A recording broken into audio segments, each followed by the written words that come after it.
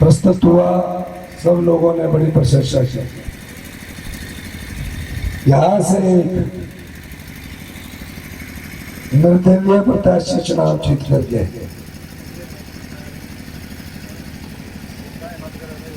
निर्दलीय प्रत्याशी होशियारी सिंह जी चुनाव जीत कर गए। होशियारी सिंह जी ने होशियारी दिखानी शुरू कर दी। अब देखिए, होशियारी सिंह जी आ सकते, बोला हम आपको वोट डालेंगे। मैंने कार्यक्रम कहा किया, उसमें मैंने कहा था कि तेरा, कहते कोई नहीं तेरा, मैंने कहा था तेरा मेरा, ये मैंने कहा था। महाराज नाम का नाम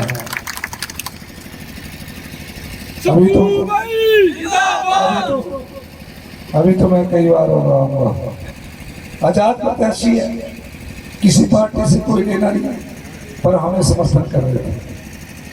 अचानक क्या हुआ कि उन्होंने समर्थन वापस ले लिया, बोला नहीं। अब क्या विडंबना है।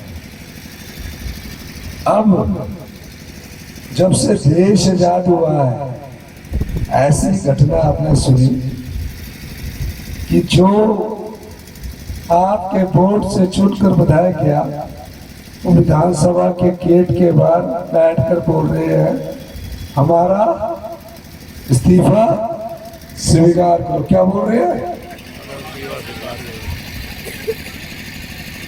ऐसी घटना कभी नहीं हुई आजाद भारत में, पहली ऐसी घटना है। फिर हाई कोर्ट में चले गए, हमारा इस्तीफा स्वीकार करो। हाई कोर्ट में भी केस चला हुआ है।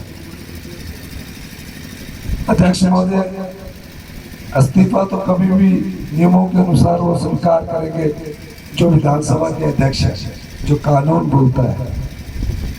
लेकिन आजाद प्रत्याशी किसी पार्टी का नहीं होता,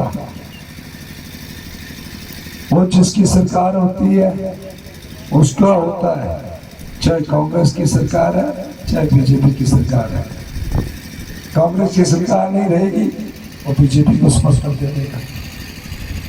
वो क्यों कोर्ट में गए, वो क्यों विधानसभा के बाहर धरने में बैठे रहे, और एक दिन क्या रहे कि 15 करोड़ में तो मेरे महीने के खर्चे, ऐसा कहा। तो फिर 15 करोड़ लिए क्यों, हर महीने का खर्चा। फिर अपने विधानसभा क्षेत्र में क्यों नहीं आए, एक महीने तक आपके पास क्यों नहीं आए। एफिडेविट फाइल किया हुआ है प्रॉपर्टी का, टोटल इनकम ही 3 करोड़ रुपए दिखाई गई है प्रॉपर्टी के साथ। तो जो महीने का खर्चा बोलते थे वो आज भी झूठ बोल रहे हैं। वहां प्रॉपर्टी का खर्चा देना पड़ता है। जो व्यक्ति झूठ बोलता है वो सच्चा सेवक नहीं हो सकता। और इस्तीफा दे क्यों रहे हैं आप, इस्तीफा दे क्यों रहे हैं? क्या आप 13 से दोबारा चुनाव नहीं लड़ेंगे? क्या आप 13 से दोबारा चुनाव नहीं लड़ेंगे तब इस्तीफा दे रहे हैं कि मैंने बहुत पाप कर लिया, मैं राजनीति से अब संन्यास ले रहा हूं, मेरा इस्तीफा स्वीकार करो? क्या कि मैंने बहुत पाप कर लिया है, जनता को बहुत बेवकूफ बनाया है, मेरा इस्तीफा स्वीकार करो, मैं अब 13 से दोबारा चुनाव नहीं लड़ूंगा। वो 13 से क्या दोबारा चुनाव नहीं लड़ेंगे? वो इसलिए इस्तीफा दे रहे हैं। उन्हें भारतीय जनता पार्टी ने जो राजनीतिक मंडी होती है उससे खरीदा है, वो बिके हुए हैं, तब इस्तीफा दे रहे हैं। अगर बिके नहीं होते तो इस्तीफा क्यों देते? कोई भी सरकार आती नहीं देते इस्तीफा, काम नहीं होते आप आजाद है, आपको कौन कुछ कर सकता था? 2 करोड़ रुपए तो आपका मिलने फंड मिलता है, 25 लाख रुपए आपको डिस्क्रिशनरी फंड मिलता है। कहते हमें सम्मान नहीं मिलता था। सम्मान नहीं, भारतीय जनता पार्टी का जो सम्मान से भरा टैक्सी था, उसके कारण वो इस्तीफा दे रहे हैं। पूछना चाहिए आपको कि आप इस्तीफा क्यों दे रहे हैं। जो लिखता है ना उसके सामने शर्तें होती है, इनके सामने भी शर्तें हैं कि आपने पैसा दिया है इसलिए आपको इस्तीफा देना पड़ेगा। तुम्हारी विधायकी को हमने खरीदा है, इस्तीफा दीजिए। ये है जो बिकेगा वो आपकी पीड़ा को क्या बांटेगा। ड्रामा करते हैं 5,000 10,000 देकर। आपदा आई तो देना था अपना पूरा धन, इसलिए वो दोबारा आपके पास चुनाव में आएंगे। और ये चुनाव कोई मुख्यमंत्री की कुर्सी को बचाने के लिए नहीं है। हम तो ऐसे बिके आदमी को मुंह ही लगाते हैं।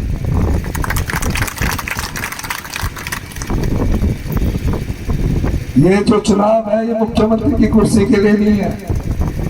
हमारी कुर्सी अभी 3.5 साल आपका काम करेगी। मैं 13 में ये भी कहना चाहता हूं, कई और ऑफिस 13 में आचार संहिता हटने के बाद हम लाने जा रहे हैं। ये कुछ नहीं कर पाएगा यहाँ बिका हुआ जो प्रत्याशी है, जो बिका विधायक है। प्रस्तुत हुआ, सब लोगों ने बड़ी प्रशंसा की। यहां से निर्दलीय प्रत्याशी चुनाव जीत कर गए।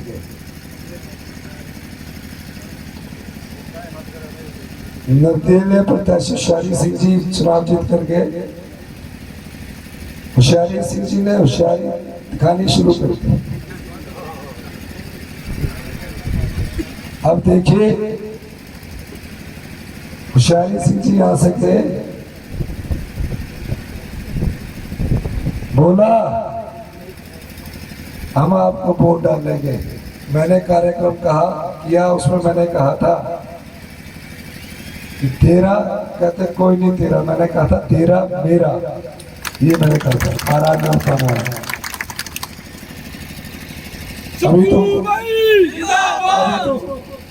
अभी तो मैं कई बार हो रहा हूँ।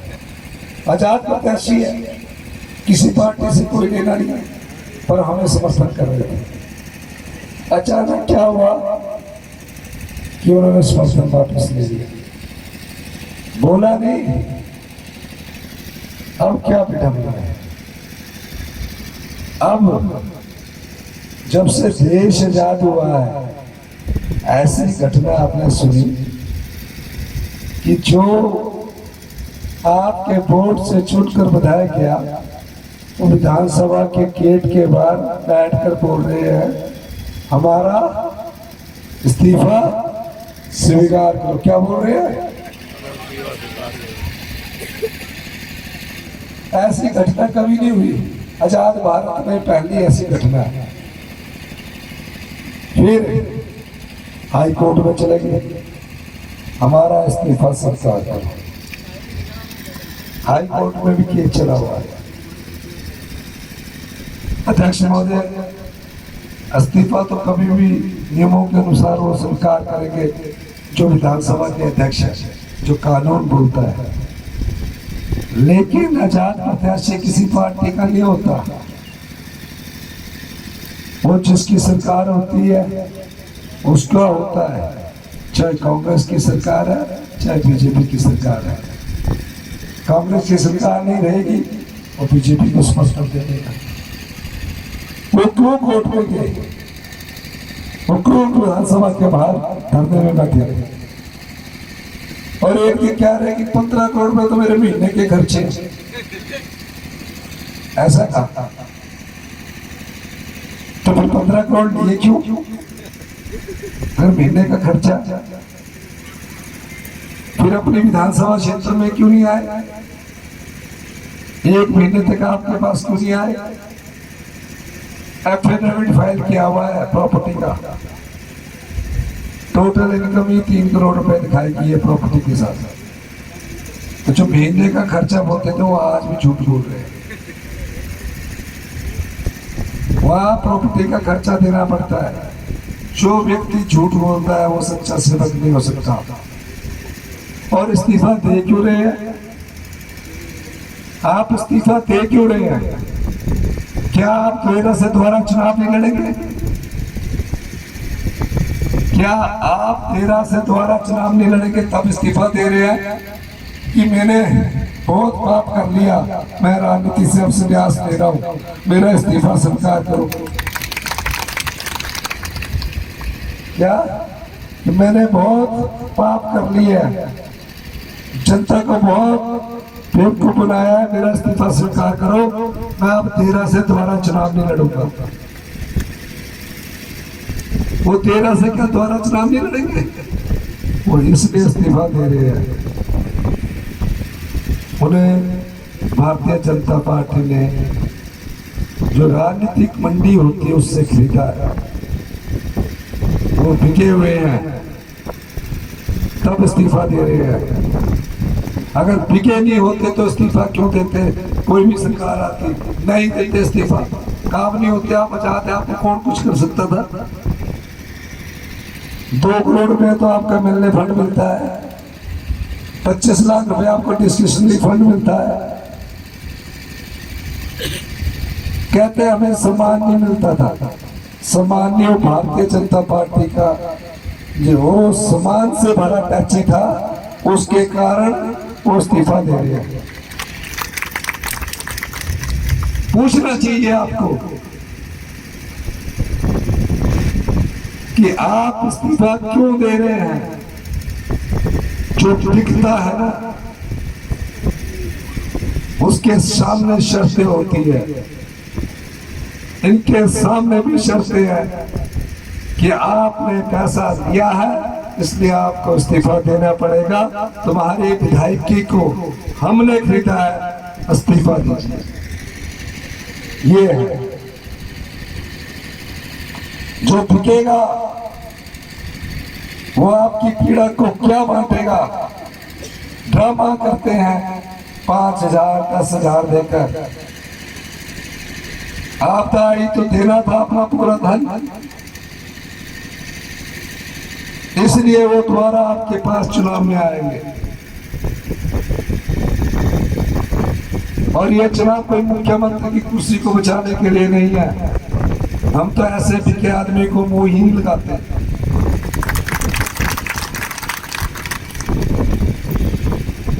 ये जो चुनाव है ये मुख्यमंत्री की कुर्सी के लिए नहीं है। हमारी कुर्सी अभी 3.5 साल आपका काम करेगी। मैं 13 में ये भी कहना चाहता हूं, कई और ऑफिस 13 में आचार संहिता हटने के बाद हम लाने जा रहे हैं। ये कुछ नहीं कर पाएगा यहाँ बिका हुआ जो प्रत्याशी है, जो बिका विधायक है। ये कोई सरकार बनाने का वोट नहीं है। ये वोट आप अपने वोट की रक्षा के लिए, जो आजादी के बाद सबसे बड़ा अधिकार आपको मिला है, उसके लिए डालने जाएंगे। जो आपके वोट को जो भी पार्टी खरीदती है, भारतीय जनता पार्टी ने आपके वोट को खरीदने की कोशिश की है, उसको सबक सिखाएंगे कि नहीं सिखाएंगे? हाथ खड़ा करके बताओ, पक्का सिखाएंगे? उसको सबक सिखाने का समय है। 26 साल से भारतीय जनता पार्टी, इस बार बदलाव कीजिए। हमने उनके सामने एक पूर्व सैनिक के बेटे सतपाल रायजादा जी को प्रत्याशी बनाया। इनके पिताजी पूर्व सैनिक थे। महिला आदमी है आपकी तरह, पांच बनेगा। अनुराग ठाकुर जी जीत कर दोबारा नजर नहीं आएंगे। 20 साल हो गए, 20 साल।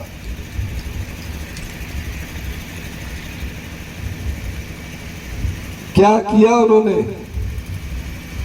देरा में कुछ नहीं किया।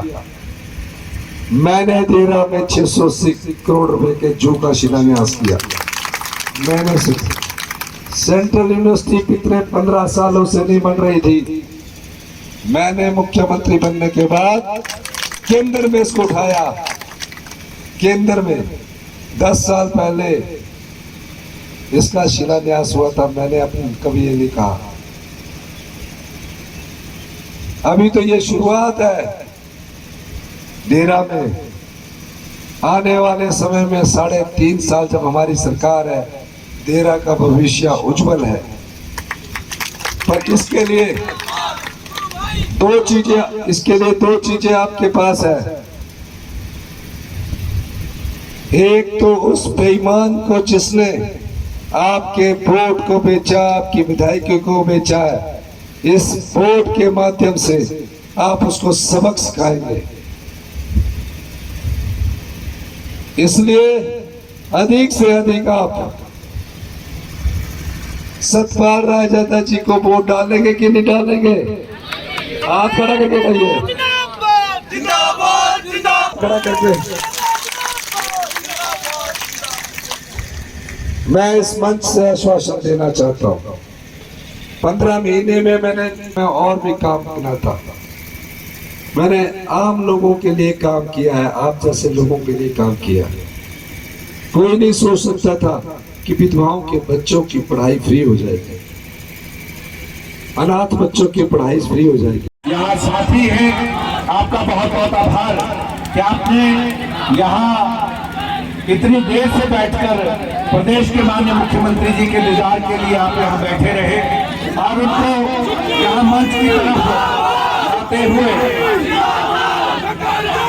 चाहूंगा कि सभी 2 हाथ खड़े करके एक नारा जरूर लगाए, कांग्रेस पार्टी भारत माता की, भारत माता की, वंदे वंदे श्री सुखविंदर सिंह सुक्खू, और उसके बाद मैं निवेदन करूंगा आदरणीय श्री नरदेव कंवर जी जो हमारे कामगार बोर्ड के अध्यक्ष हैं, वो भी माननीय मुख्यमंत्री को सम्मानित करेंगे।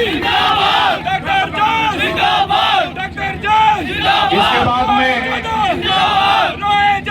अमन हैप्पी और राजेश राजा जी जो माता ज्वाला जी की चुनरी लेके आए हैं, उनसे निवेदन है कि वो भी जल्दी से अपनी माता का आशीर्वाद की जो चुनरी है वो पहनाकर माननीय मुख्यमंत्री जी के लिए कामना करें।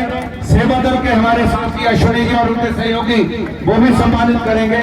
अधिकारी हैं वो बड़ी पुष्पमाला और तलवार देकर सम्मानित करेंगे प्रदेश के माननीय मुख्यमंत्री जी को।